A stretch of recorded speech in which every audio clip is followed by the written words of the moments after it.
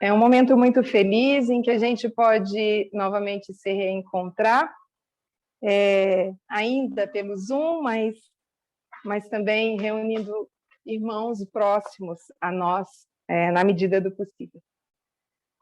Aqueles que puderem se ajoelhar, vamos começar com uma oração?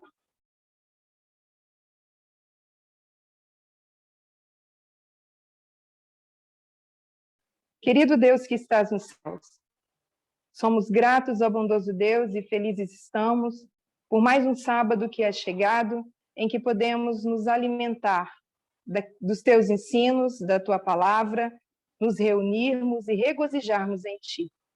Queremos pedir uma bênção sobre cada um de nós e também sobre todos os que vão palestrar. Queremos pedir que o Senhor, com teu Santo Espírito, nos guie e nos abençoe neste dia tão importante que é o Santo Sábado. Nós te pedimos e agradecemos, em nome e por amor de Jesus. Amém. O assunto que eu vou tratar é o touro ápis. Eu vou fazer um paralelo entre o Israel antigo e o Israel moderno. E durante essa comparação e esse contraste, a gente vai poder entender exatamente o que o Israel antigo significa para o Israel moderno e os passos que eles dão e a semelhança que tem com a nossa dispensação. Por 6.000 anos de história, nós identificamos na Terra 2 períodos específicos de dispensação. Nós temos, primeiro, a gente precisa entender o que é uma dispensação. Dispensação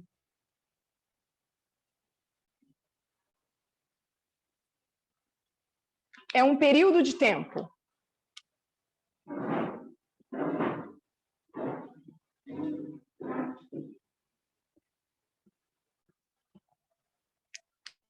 Então, sabendo que dispensação é um período de tempo, nós vamos ter 2 dispensações. Nessa história, nós vamos ter 2 grupos, Israel antigo e o Israel moderno.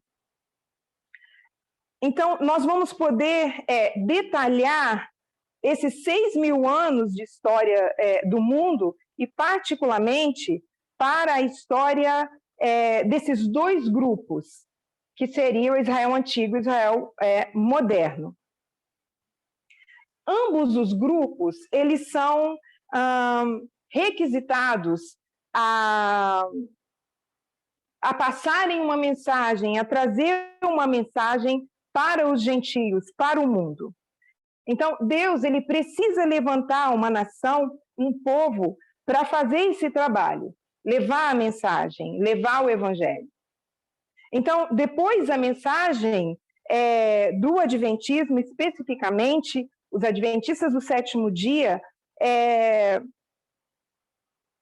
nós vamos nós vamos começar com Israel antigo, depois nós vamos para o Israel moderno, onde a gente vai começar falando sobre os Adventistas, essa dispensação do Adventismo do 7º dia, e como é conectado esses estudos, então vai ter uma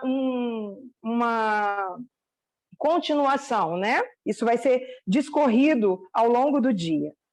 Então, eu vou começar falando do Israel antigo,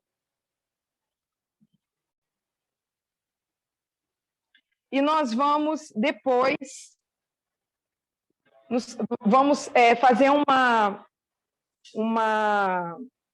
direcionamento para o Israel moderno.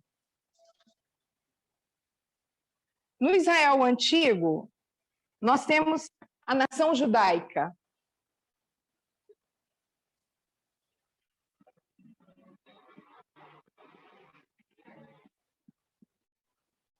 No Israel moderno, como eu disse antes, nós temos o Adventismo do 7º dia. O povo que vai levar essa mensagem.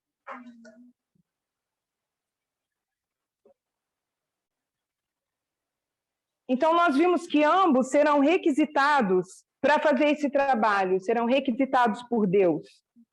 E ele vai precisar levantar uma nação, um povo específico para fazer isso, para fazer esse trabalho, levar essa mensagem. Primeiramente, vai começar com a nação judaica, que seria o Israel antigo. Nós vamos lidar com os princípios de parábola. E eu vou nos lembrar continuamente disso, desses princípios. Nós vamos chegar num ponto em que esses princípios vão ficar muito claros quando a gente chega no Israel moderno, quando a gente chega na nossa dispensação.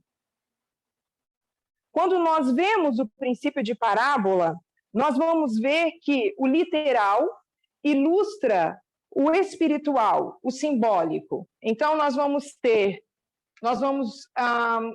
usar princípio de parábola.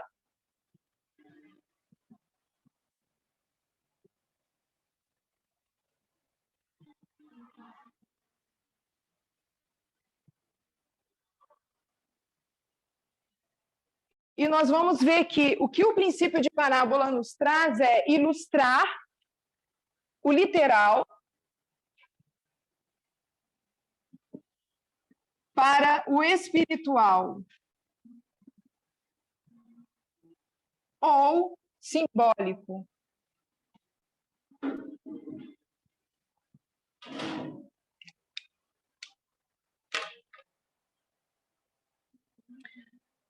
O que a gente vai ver é que uma dispensação explica a outra. E se a gente, então, entende que uma dispensação explica a outra, nós vamos perceber que o que acontece no Israel antigo vai acontecer também na nossa dispensação. Então, nós podemos dizer que o Israel moderno, ele é tipificado pelo Israel antigo.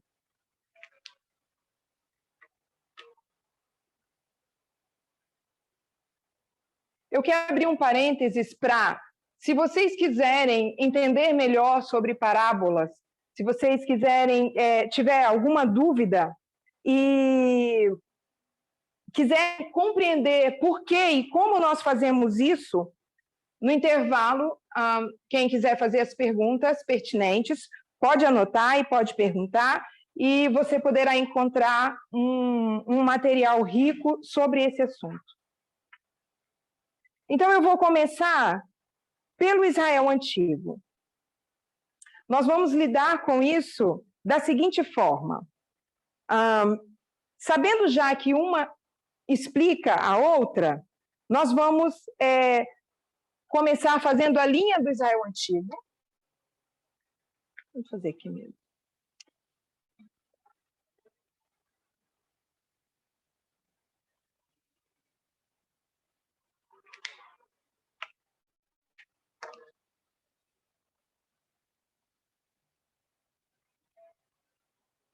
Nós vamos fazer a linha do Israel antigo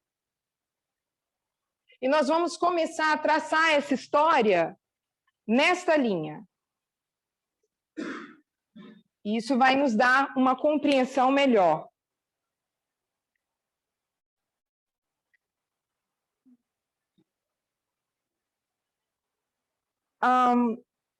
Eu quero especificar que quando eu digo que uma explica a outra, ou seja, aquilo que a gente quer saber, o que aconteceu no Israel antigo vai acontecer no Israel moderno, tudo que a gente tem que fazer é voltar a estudar o Israel antigo. Só colocar aqui. A gente volta a estudar o Israel antigo para a gente entender o Israel moderno.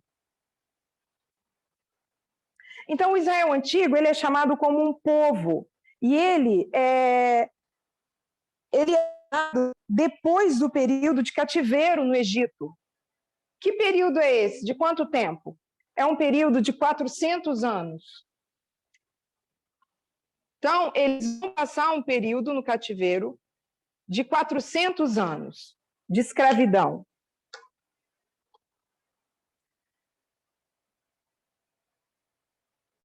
Então, quem Deus levanta para ajudar esse povo? Primeiro, Deus levanta Abraão.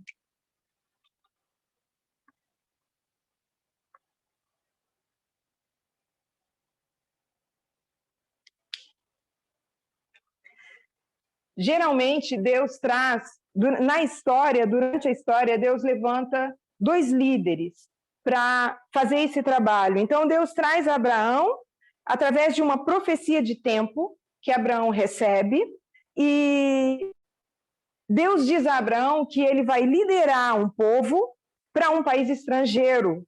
E esse povo, ele vai permanecer ali por esse período de 400 anos. Claro que a história é um pouco mais complexa que isso, mas para a gente ter uma noção de como começa essa linha, então eu estou dando essa introdução.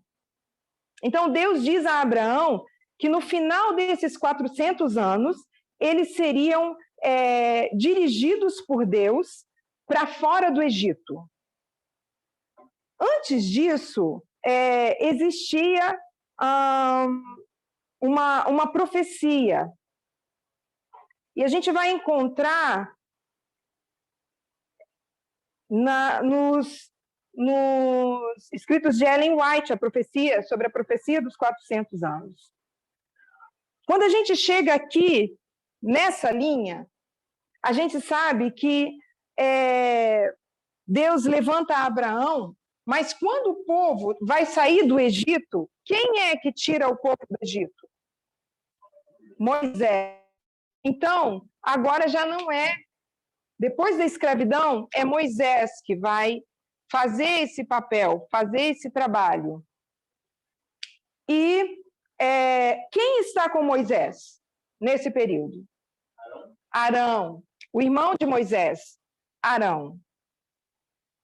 Então, ele levanta esses dois escolhidos de Deus para fazer esse trabalho. Nesse período de 400 anos, onde eles estão? Eles estão no Egito, em cativeiro no Egito. E durante esse período de cativeiro, o que acontece com esse povo? Então, eu quero recordar com vocês o que aconteceu nesse período de cativeiro. Então, a gente vai para uma referência que é Review and Herald, e eu vou colocar aqui a referência para quem quiser depois acompanhar. Janeiro 9, 1984, parágrafo 6.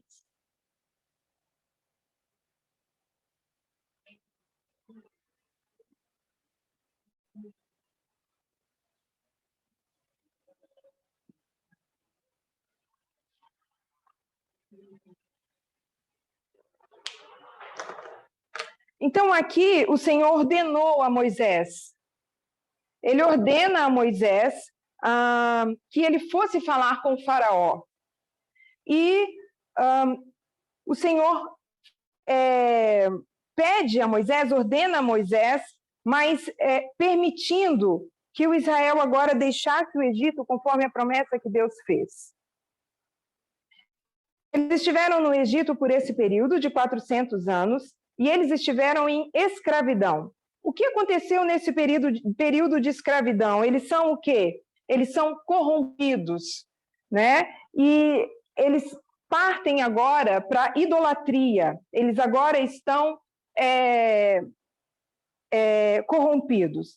Então, chegou um momento em que Deus os chama para sair do Egito, a fim de que eles obedecessem a sua lei e guardassem o sábado. O que Deus está tentando fazer? Ele quer resgatar seu povo e trazer o povo a obediência da lei e a guarda do sábado, que é fundamental para aqueles que seguem a Deus. Então, Deus falou para eles os 10 mandamentos, né, com enorme grandeza no Monte Sinai, para que eles pudessem entender o caráter sagrado e duradouro da lei e edificar o fundamento de muitas gerações. Então, agora Deus está fazendo um trabalho com esse povo para que esse povo possa representar a Deus e efetuar o trabalho escolhido por Deus para que eles desenvolvessem, desempenhassem. Então, nós vamos ver pontos chaves que podemos aprender desse parágrafo. Eles estavam no Egito por 400 anos, a profecia aqui, essa profecia é mencionada, e nós temos 2 pontos que nós podemos ver aqui. O que afetou eles, o que os afetou nesse período de cativeiro? O que os corrompeu? Então, a gente vai ver que esse povo, ele está em idolatria. Ellen White diz que esse povo está em trevas. E isso a gente vai poder encontrar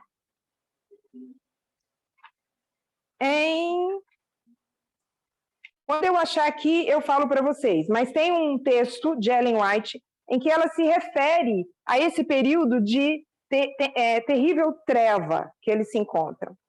Então, a gente vai ver que eles estão em trevas. E o que aconteceu com eles? Eles estão praticando o quê? Idolatria.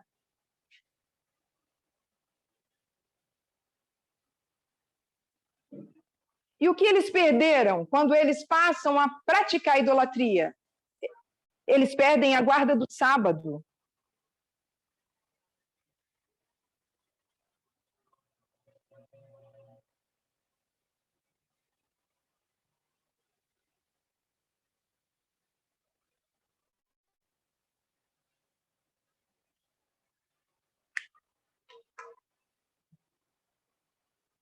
Então, esse é o início da nação judaica. A gente vai chamar esse período, a gente sabe que essa linha, esse período é o alfa do Israel antigo.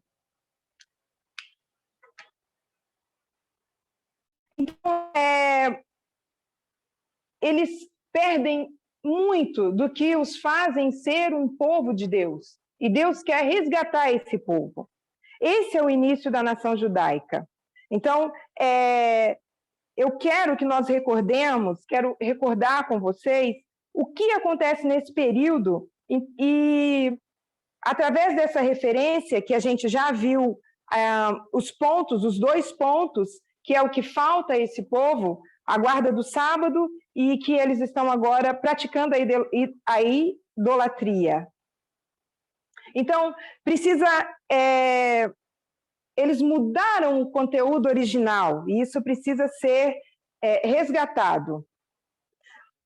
Qual era o conteúdo original? Obediência às leis e a guarda do sábado. Onde foi instituído a obediência às leis e a guarda do sábado? No Éden. Então, o que eles estavam vivendo naquele período e que eles precisavam escapar era corrupção. E de que forma esse povo foi corrompido? Pela concupiscência do Egito, pela prática idolátrica do Egito. Então, por isso, Deus precisa tirar esse povo do cativeiro e restaurá-lo. E para isso, precisa restaurar o sábado, Deus precisa purificar esse povo da idolatria. Então, quando a gente fala do tempo do fim, eles tinham no tempo do fim das profecias, a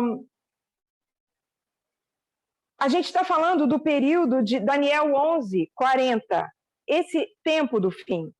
E é o fim de uma profecia. Através desse processo que eles estão sendo tirados do Egito e indo para o deserto, o que precisa acontecer para que eles voltem a ser um povo de Deus? Eles vão precisar desaprender Eles entram em cativeiro e eles aprendem idolatria. Então, para sair daqui, eles têm que sair desaprendendo aquilo que eles haviam aprendido no Egito, que seria a idolatria. Então, eles deixam o Egito e Moisés ele vai para o Monte Sinai. E Deus dá para ele os 10 mandamentos. O que os israelitas fazem quando Moisés vai para o Monte Sinai? Nós vamos para Patriarcas e Profetas, 224.3.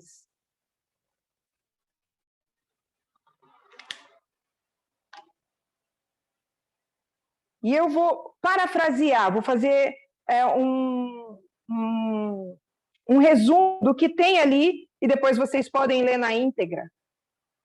Então, Arão, ele faz um bezerro fundido, e ele faz esse bezerro com a imitação dos deuses egípcios.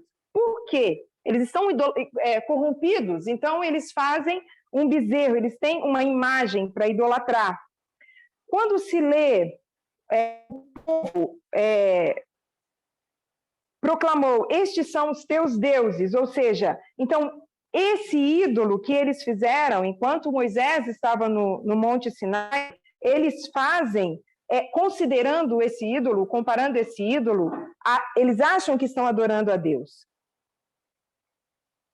E Ellen White diz no texto que Arão, vilmente, de forma vil, ele permitiu que se fizesse esse assunto, esse insulto a Jeová.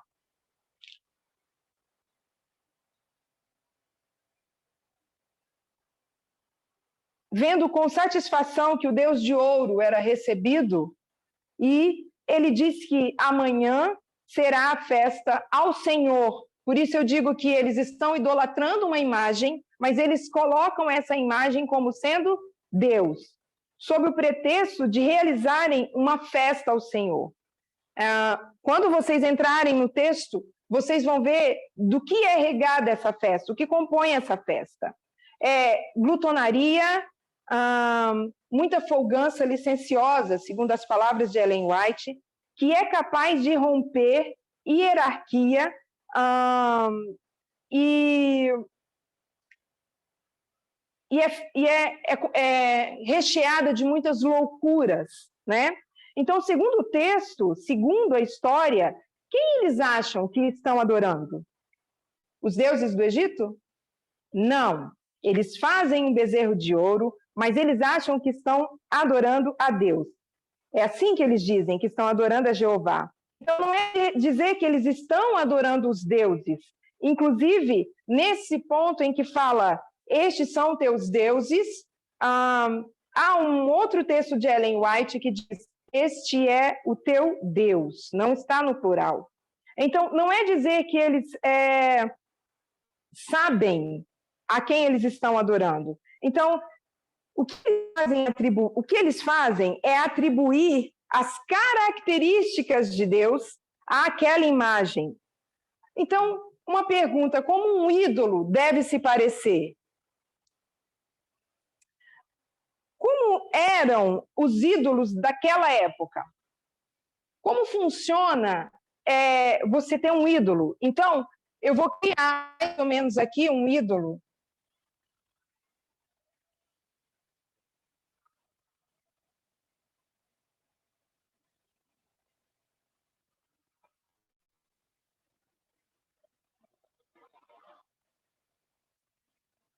Essa é Medusa.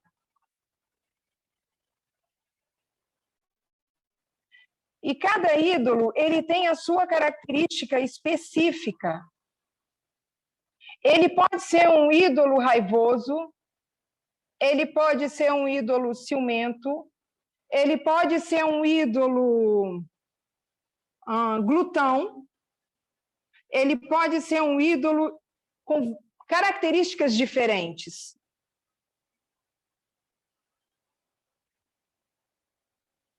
Assim como Medusa tinha suas características, assim também eles trouxeram características àquela imagem, como se aquela imagem representasse Deus. Mas aquela imagem, ela foi tirada da onde? De crenças pagãs.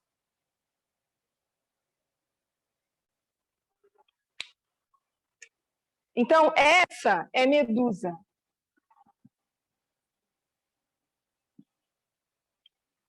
Se a gente falar de um outro tipo de ídolo daquela época, a gente pode descrever, talvez, eu vou desenhar aqui só o machado, que é Thor. É um tipo de Deus também. E quais eram as características de Thor? Thor era um homem musculoso, um homem forte. O que mais? Ele tinha o poder de controlar os raios. Era um homem poderoso, forte.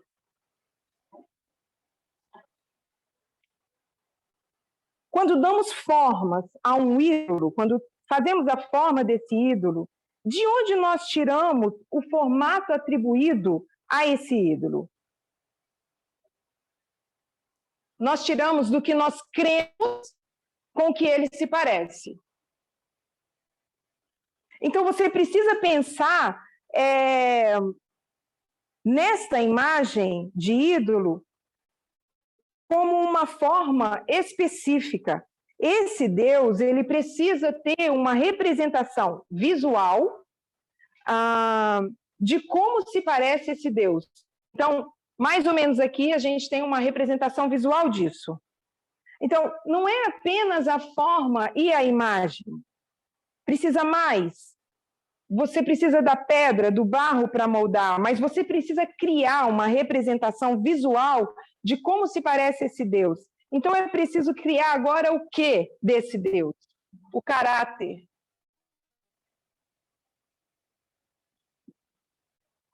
Nós trouxemos um pouquinho aqui para Thor, que ele tem um caráter de força, de poder.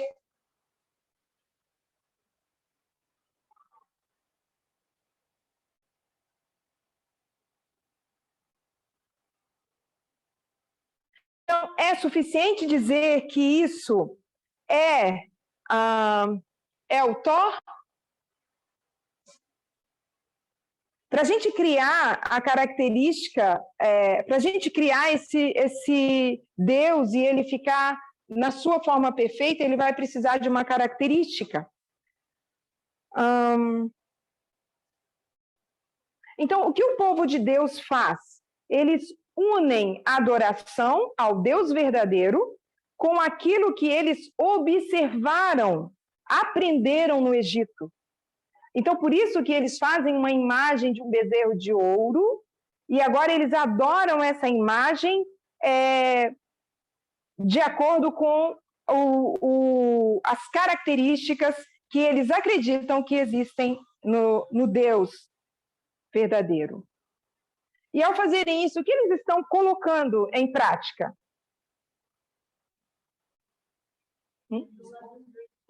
Os costumes do Egito, obrigada.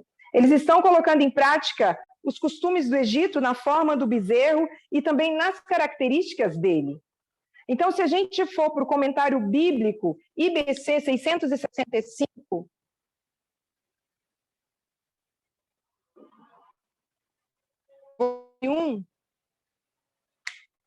nós vamos encontrar assim. E eu quero que nós identifiquemos qual é o Deus pagão que eles estão tentando, que eles estão adorando no Egito e colocando ali como sendo Jeová.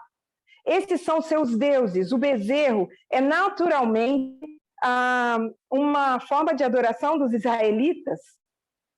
Eles testemunharam esses cultos no Egito, o culto ao touro ápis. Mas o bezerro de ouro era presumidamente uma representação material de Deus, do Deus verdadeiro, não de uma divindade pagã. Então, eles fundem as duas coisas. Ou seja, eles estão falando que estão adorando a Deus, mas o Deus verdadeiro, eles estão combinando paganismo com o verdadeiro Deus. Estão colocando o Deus vegetal como se fosse também o verdadeiro Deus. Eles escolhem o touro ápis para fazer essa representação. Eu quero falar um pouquinho do touro ápis, para vocês forem pesquisar, vocês vão conseguir encontrar uma riqueza de informação. E a história o touro ápis, ele era um touro comparado ao rei Faraó. Não sei se eu consigo desenhar um touro aqui. Mas ele era comparado ao rei do Egito, ao próprio Faraó.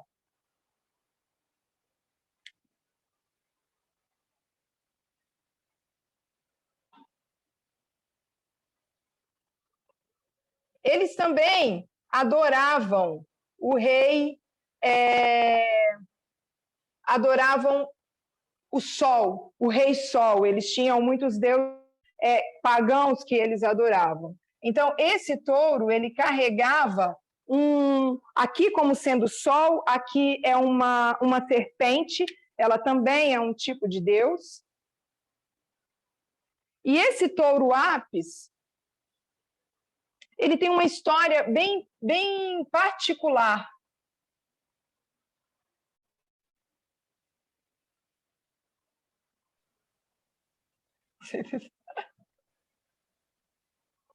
Ele tem uma história bem particular. Eles criam que o touro ápis ele deveria ser encontrado por um sacerdote.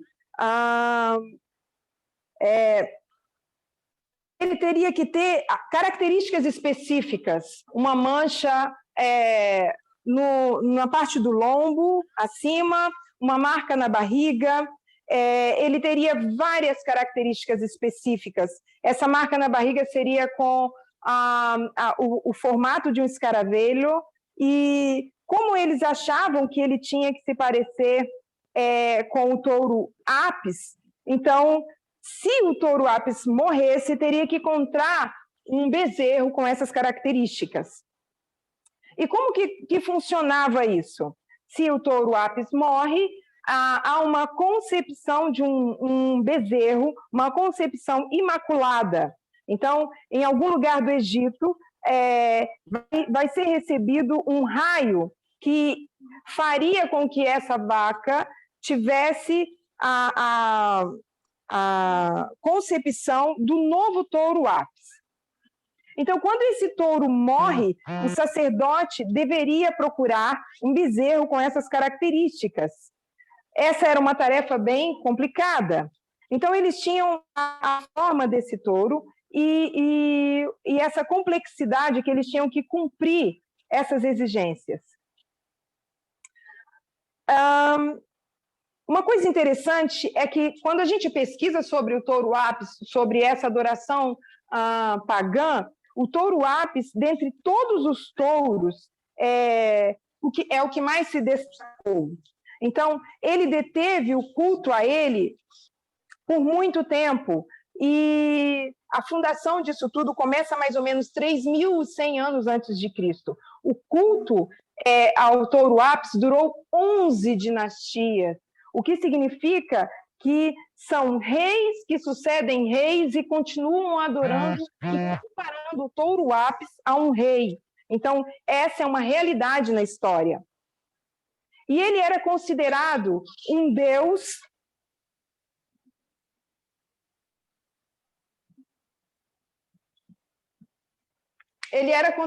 o deus da fertilidade, ressurreição. Em alguns momentos, ele era relacionado aos deuses do sol Ra, que é o que está representado na imagem do touro ápis, e vocês vão poder ver quando vocês buscarem. eu queria trazer uma particularidade para a gente entender o quanto esse touro ele é comparado ao rei, ele é tido como igual ao rei. Então, ele era coberto por flores, ele tinha um tratamento muito especial por ser igual ao rei, por ser esse Deus tão importante para o rei. Então, havia uma corrida ritual que acontecia quando o rei fazia 30 anos de reinado. Então, através desse ritual, o poder do rei era renovado e legitimado. Qual era esse ritual? O rei deveria fazer uma corrida junto com o touro, com o seu cedro na mão, que representava o poder político e social. E durante a corrida, tinha o objetivo de mostrar sua boa forma física e, supostamente, ele deveria vencer esse touro. O animal representava diretamente o poder do monarca, como sua fertilidade e força.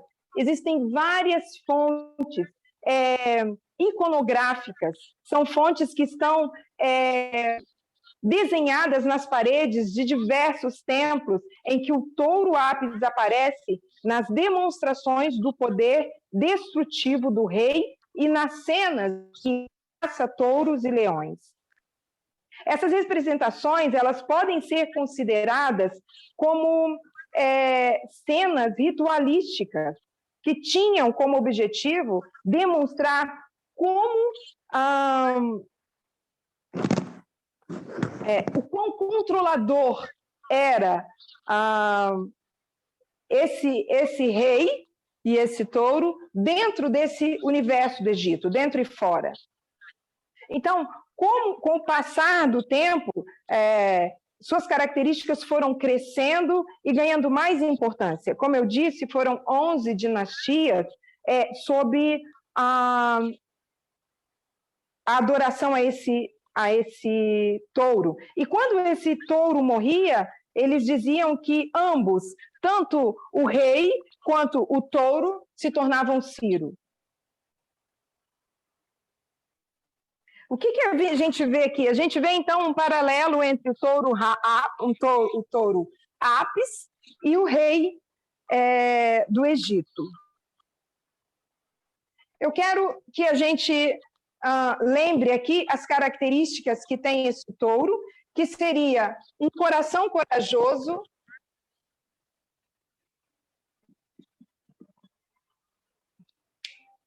grande força, espírito de luta,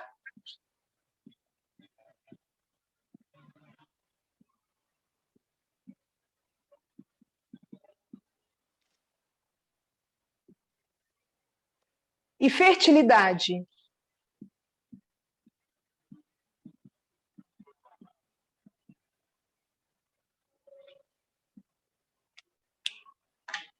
Então, a gente vai entender que o povo de Deus atribuía ao Deus que eles queriam honrar essas características. Então, eles não somente formaram uma imagem, mas eles também, e escultura, como também eles deram uma característica, uma ideia literal a esse touro. Então, quando a gente volta para o povo do Egito, e a gente vê que esse povo está adorando o bezerro de ouro, o que eles fizeram foi misturar as duas coisas, fundir as duas coisas, como eu disse. Então, nesse período no deserto, eles vão para Canaã, e tem o período de quem? De Juízes. E o que acontece no período de Juízes? Se a gente for para 1 Samuel 8, 4, 5...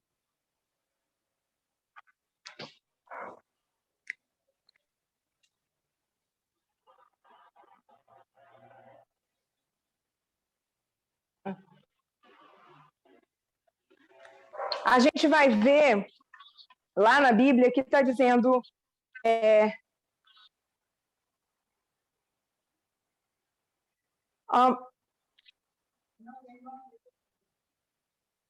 tá. Eu vou descrever aqui, tá? Que é mais rápido. Então, a gente vai ver que esse povo, eles são conduzidos a Canaã, E Deus diz a esse povo que eles não terão um rei, vocês não terão um governador como as outras nações. Então, os anciãos, eles vão até Samuel e o que eles dizem? Eles dizem que eles querem um rei. Eles dizem que eles querem um rei que julgue e que batalhe por eles. Onde eles dizem isso a Samuel? Em que local eles estão nesse momento, quando eles pedem por um rei? Eles estão em Ramá. O que significa a palavra Ramá? Se nós formos a Strong's, nós vamos ver que, ao dicionário Strong's, nós vamos ver que a palavra Ramá, ela vem da raiz H7414.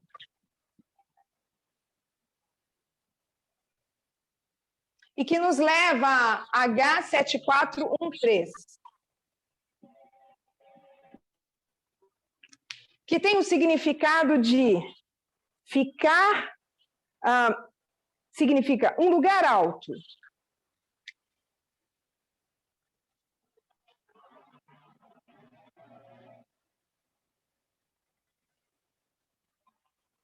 Um lugar alto. Então, quando pensamos que nós lemos que fala sobre lugares altos, tem a ver com como eles construíam esses lugares altos. Para quê?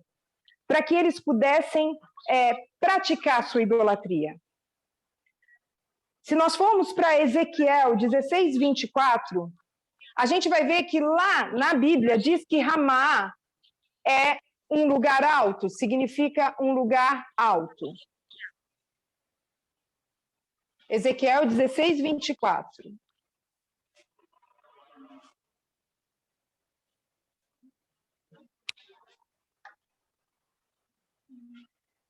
Então, o que eles estão pedindo a Deus? Eles estão pedindo para serem governados. Como quem? Como o povo do Egito. Então, eles estão misturando as coisas. Eles querem as características do povo do Egito. O que acontece desde então?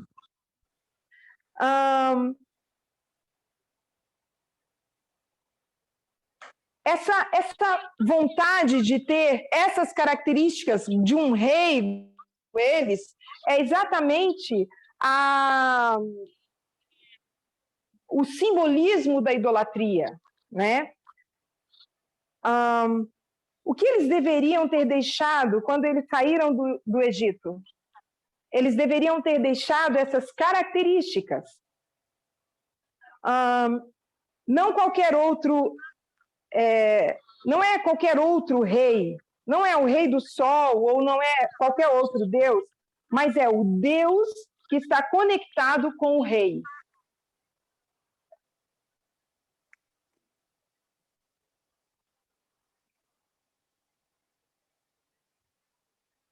E o que isso representa? Por que razão é idolatria? Porque quando eles olham para essas características, eles estão voltando para as características do paganismo, do Egito. Então, eles estão retornando para o touro ápis. Eles já saíram de lá, mas eles estão voltando para o touro ápis. Então, eles criam 2 cordeiros de ouro, 2 imagens de cordeiro, uma para o norte, uma para o sul. E por causa da idolatria deles, o que vai acontecer com eles? Eles vão ter que ir para onde? Deus vai mandá-los para onde? Deus vai mandá-los para Babilônia. Eles vão entrar agora em cativeiro em Babilônia. Então, deve ter sido ali no chão que você botou ele.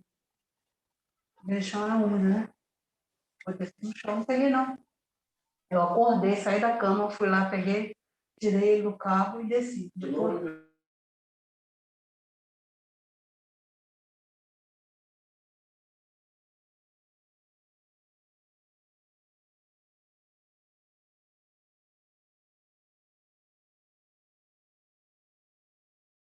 Então, eles são curados?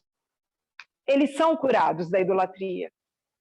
Aqui, eles são curados da a adoração à imagem.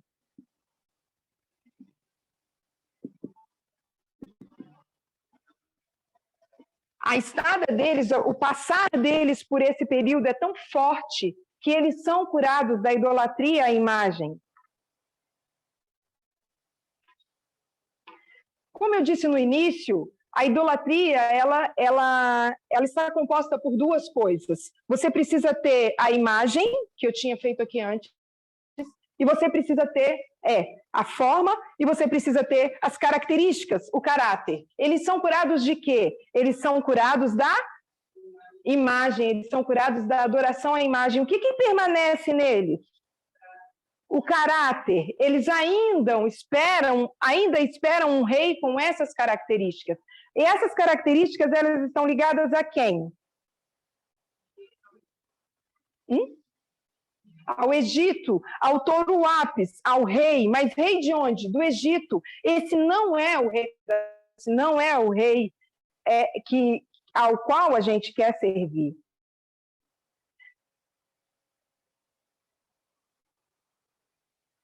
Então, quando eles saem da Babilônia, eles são curados. E se a gente for para um outro texto, esse está em inglês, não tem traduzido, ST, MEI, 8, 73, parágrafo 9.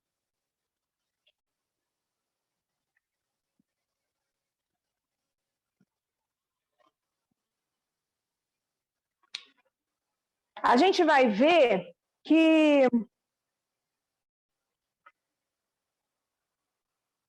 Ellen White está falando nesse texto sobre a primeira vinda de Cristo, o seu primeiro advento. E ela diz assim: um homem de dores que suportou e carregou nossos sofrimentos, que foi ferido por nossas iniquidades, foi ferido por nossas transgressões, por cujas feridas fomos curados. Era de fato sem forma para os judeus, e no entanto, ele era o Messias. Ele era o Messias predito, que devia brilhar gloriosamente diante de um povo denominado escolhido de Deus. Então, o que a gente tem aqui nesse período de Roma, a gente vai ter a liderança judaica. Quem são? Quem são os componentes? Os fariseus. Então, eles vão ter os fariseus como a liderança. Essa é a liderança judaica. Mas quem vem para salvar esse povo? Deus, Cristo. Cristo vem para salvar o povo. Então, desculpa, não está em Babilônia. Em Babilônia, eles são curados da imagem. Agora, aqui, eles estão aonde? Roma, obrigada. Eles estão em Roma. Né? Eles passaram por Babilônia, foram curados da imagem, e agora eles vão para onde? Para Roma.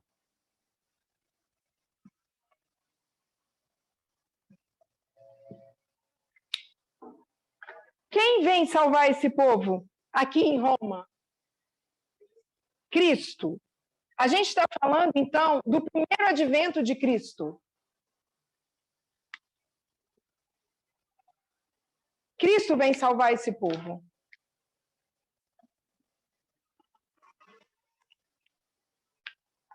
O que Cristo traz com ele para salvar o povo? Para reinar, esse Deus, ele devia ser gloriosamente exaltado. E ele viria para reinar de mar em mar, dos rios até os confins da terra. E quando ele veio em sua humilhação à nossa terra, como ele é recebido? Como? Ele é rejeitado. Por que ele é rejeitado? Porque eles esperam um rei com essas características. Esse rei vem sem exército, esse rei é humilde, esse rei não tem essas características que eles colocaram nesse rei como se fosse Deus. Então, aos olhos dos mortais, esses judeus incrédulos, eles decidiram que Jesus não podia ser o rei ilustre por quem eles estavam procurando. Por que eles pensavam assim? Porque quando Cristo chega, não há nenhuma exibição externa em Cristo. Não como eles pensavam aqui, com essas características. Então, eles não reconheceram Cristo como no seu primeiro advento. E o que eles estavam procurando? Eles estavam procurando por um rei que fosse conquistador, que tivesse grande força, corajoso, fertilidade. Essas características são as características do touro Ápis. Então, essas características estão ligadas a um rei pagão, não ao nosso rei. Então, o que eu quero que nós vejamos é que eles nunca deixaram essas características do Egito. Isso é o que fez com que eles tropeçassem. Assim que eles saíram do Egito, no Monte Sinai, e exatamente, eles continuaram a lutar. Nesse caso, eles estavam sem guardar o sábado, e eles continuavam a lutar por um rei com as características do rei pagão.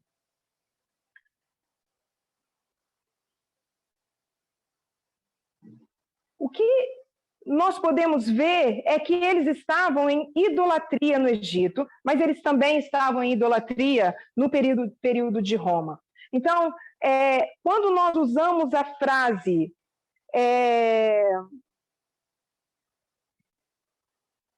Deus, a nossa própria imagem, nós estamos fazendo Deus a nossa própria imagem, a gente faz de Deus a nossa própria imagem, mas a gente não espera que Deus mostre o caráter dele para nós. Então, a gente coloca em Deus as características que a gente quer que ele tenha, que a gente acredita que ele deve ter. Então, Ellen White diz, não tinha nenhum exército quando ele chegou, não era visível aos olhos mortais, não tinha nenhuma exibição externa. O exército de Deus não era visível aos olhos mortais. E por que o povo de Corazim, Betsaída, Cafarnaum e Jerusalém rejeitaram o Senhor da vida e da glória? Porque eles mantiveram uma controvérsia contínua com ele. Isso porque aqueles que ensinavam a palavra de Deus, essas são palavras de Ellen White, interpretavam de acordo, também nesse texto, interpretavam de acordo com suas próprias opiniões, com opiniões preconcebidas, para que a palavra de Deus parecesse se harmonizar com as tradições desse povo e mandamentos de homens.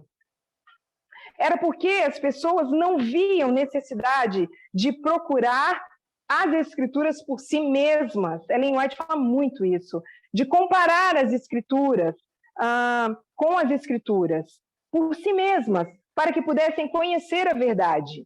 Ao que os sacerdotes e fariseus ensinavam era o que eles criam. E eles não procuravam entender o verdadeiro significado por si mesmos. Em vez de buscar a razão e julgamento de Deus, eles estavam procurando seguir o que os fariseus traziam para eles. Vejam bem, a gente não está falando do povo pecador de Corazim, Betsaíba, Cafarnaum, Jerusalém, a gente está falando dos líderes, a gente está falando da liderança judaica. Então, a gente pode tirar uma lição do povo de Deus e não nos encontrar cometendo erro semelhante.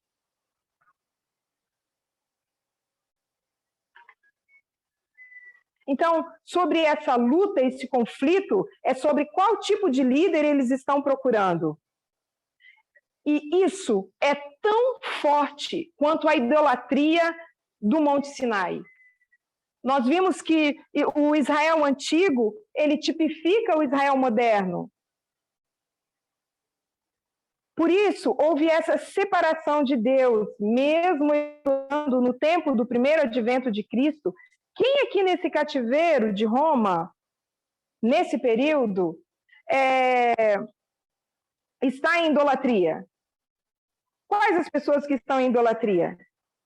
Todos. E o que eu quero que nós vejamos é que vem à nossa mentalidade é essa forma de pensar que eles tinham, essas características que eles esperavam. Se essas características estão ligadas a um período de idolatria, essas características não podem ser divinas. Então, se eu ligo essas características a Deus, eu estou fazendo uma fusão de pecado, porque essas características não pertencem a Deus, elas pertencem ao rei pagão. Então, voltando a essa última citação, a gente está falando dos sacerdotes e dos fariseus. O que eles representavam? Eles eram impecáveis, eles eram muito limpos, eles tinham uma roupa muito completa, eles eram plenos de moralidade, eles se comportavam de uma forma moral muito estrita. E qual é o problema quando a gente vem para esse período de tempo? O que a gente diz que eles não entendem nesse período?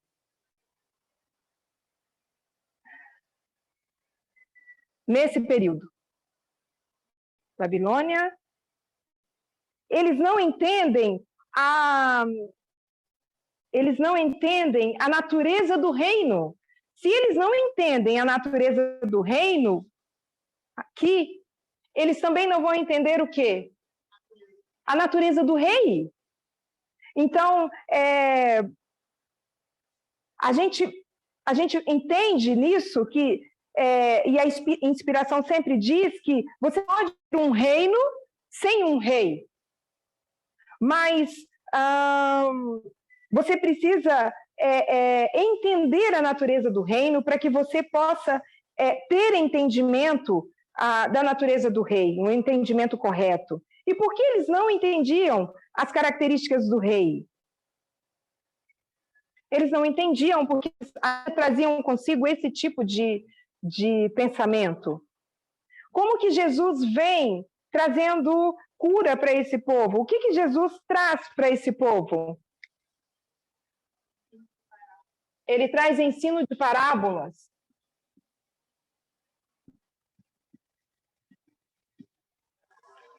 Por que Deus traz ensino de parábola? A gente viu que isso é um princípio importante e que esse princípio ele ilustra o literal para o espiritual e simbólico, ou o natural para o espiritual e simbólico. E o que Jesus gentilmente traz para esse povo? Ele traz histórias que estão ligadas ao dia a dia dessas pessoas, para que possam compreender, histórias que possam tocar seus corações, histórias que têm a ver com a vivência deles, agricultura, natureza, que seria agricultura, de pesca. Então, Jesus ele tem esse carinho. E aí, se a gente fosse olhar para esses temas que Deus traz, o que ele trouxe? Ele trouxe o trigo e o joio,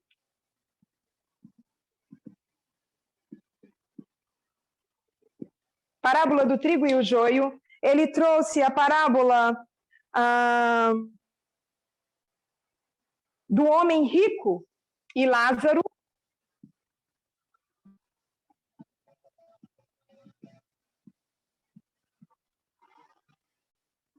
O que mais ele trouxe? Ele trouxe a parábola do samaritano e da moeda perdida.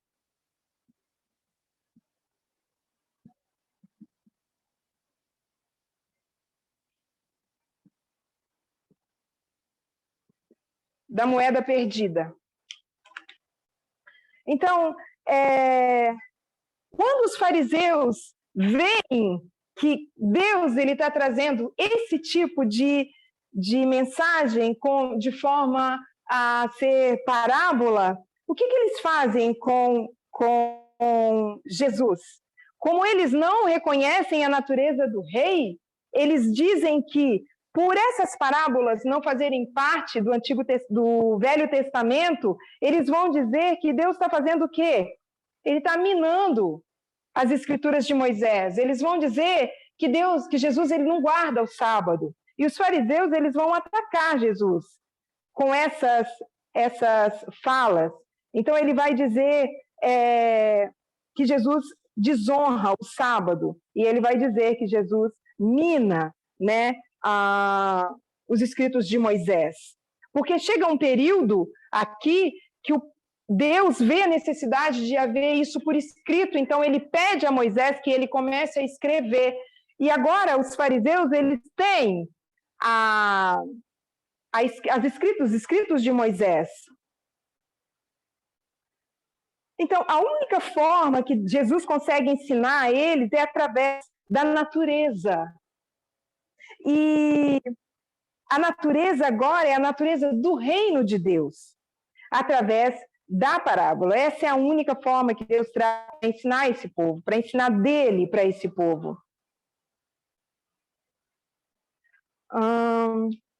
E o que eu quero que a gente considere é que esse Cristo, se ele viesse agora, ele seria reconhecido? Não, ele não seria reconhecido.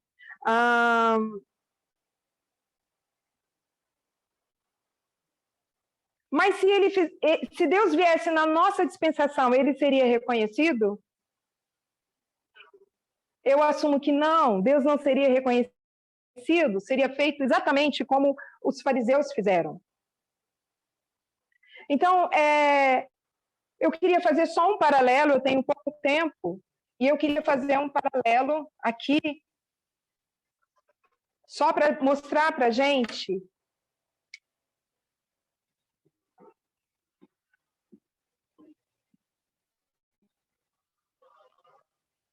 a gente tem o Israel antigo e o Israel moderno, e a gente vai ter Moisés, a gente vai ter Roma, e quando a gente chega no Israel moderno, quem a gente vai ter primeiro? Os mileritas, e depois os 144 mil.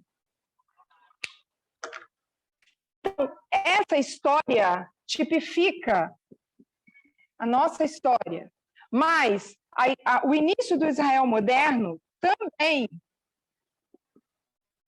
tipifica a nossa história. Nós também vamos adquirir conhecimento através dessa história. Deixa eu ver se eu fiz certo. É o início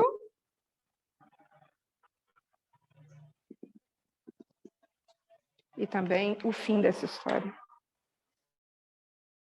Quem Deus manda para antes dele? Quem vem antes de Jesus? Sempre são dois. João Batista. Primeiro vem João Batista. Então, as pessoas que estão em idolatria naquele período de tempo, elas não são as pessoas que nós acharíamos que deveria ser. Essas pessoas, nós não estamos falando dos saduceus, nós não estamos falando dos samaritanos, dos publicanos, nós não estamos falando dos pecadores, nós estamos nos referindo e identificando a idolatria onde?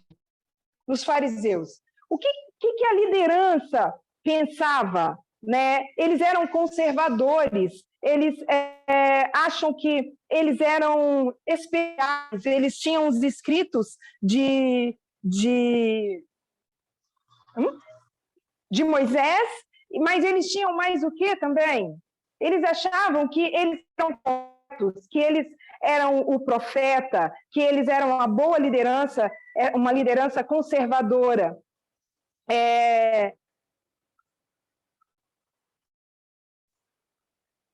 Então, eles amam os profetas, eles entendem sobre os pioneiros deles, sobre a guarda do sábado, eles se sentem, nós somos um povo especial.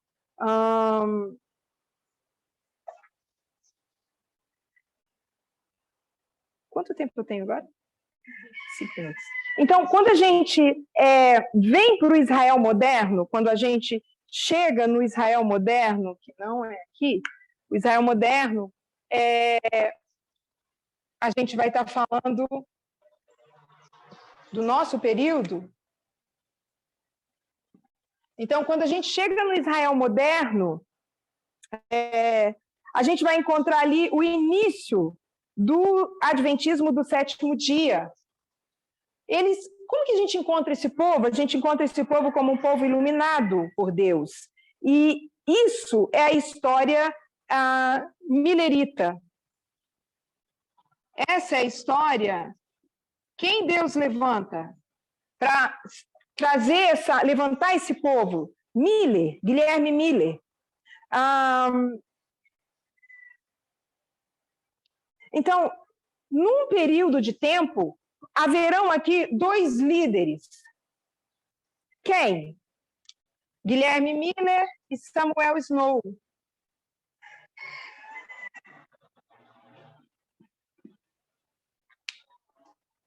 E a gente vai, então, para o fim do período, que a gente viu aqui acima, que é a história dos 144 mil, e faz parte do Israel moderno. Então, a gente tem que lembrar que quando nós olhamos para o Israel antigo, saindo do Egito, a gente vê como sendo Israel moderno, saindo de outro período. Lembra que eu disse que um tipifica o outro? O Israel antigo tipifica o Israel moderno. Então, nesse período, eles estão saindo do Egito. No nosso período, do Israel moderno, eles estão saindo de onde? Como? Sim. Eles estão saindo dos 1260 anos. Mas eles também aqui estão passando por um período de quê? De trevas.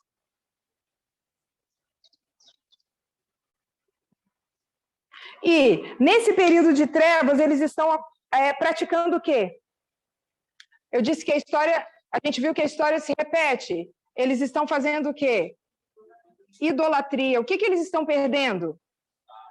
A guarda do sábado.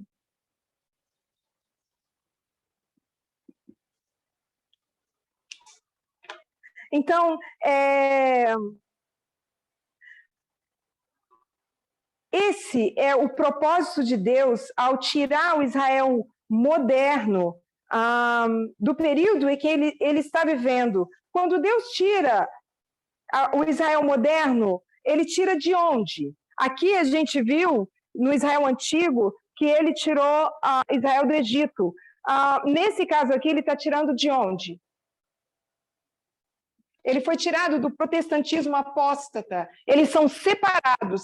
Eles saem das igrejas caídas e eles agora vão ter sua própria denominação. Então, eles são tirados do protestantismo apóstata.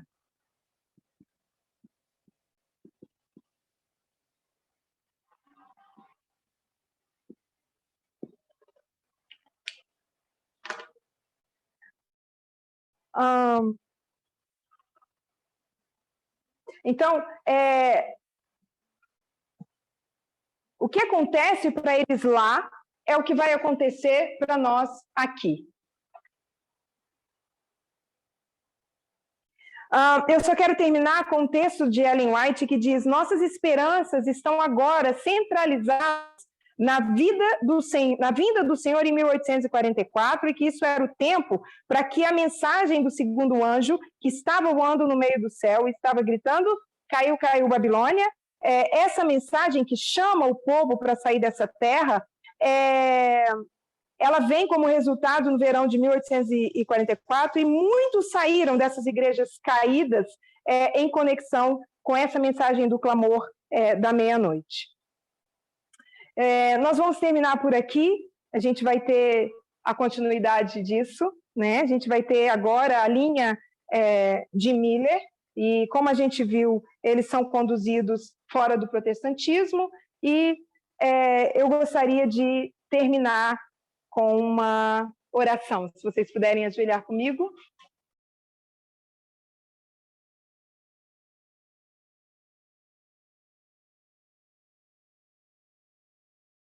Querido e bondoso Deus que estás nos céus, queremos agradecer imensamente porque o Senhor deixou a história para que as histórias pudessem nos conduzir no bom caminho. Sabemos que nós somos o teu povo escolhido, sabemos a importância que representa o trabalho para o qual o Senhor nos escolheu. Mas nós estamos vendo a complexidade do que pode acontecer quando o nosso entendimento está de forma errada.